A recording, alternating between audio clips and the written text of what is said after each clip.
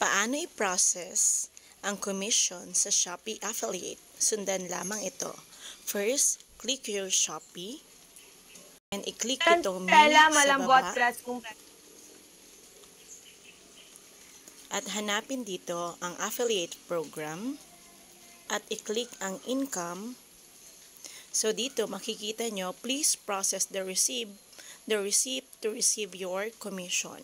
So lahat po ito, yung may mga pending, lalo na itong may question mark, exclamation point, kailangan pindutin.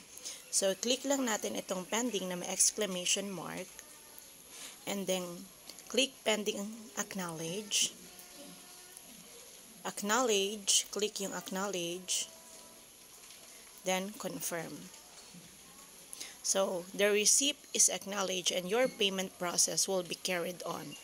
So, gawin lamang ito sa lahat ng commission nyo na naka-pending. So, kung makikita nyo, pending without the exclamation point. So, gagawin lamang po lahat yon. Ulitin ulit natin. Click pending acknowledge. So, dito pala yung PDF, kapag clinic mo yan, dito nyo makikita yung summary ng acknowledgement receipt nyo. Kung saan mapupunta yung commission sa Shopee and yung marireceive mo. So, click acknowledge ulit and confirm. Okay, the receipt is acknowledged. So, ganun lamang po ang gagawin nyo. Ulit-ulitin nyo lang yun.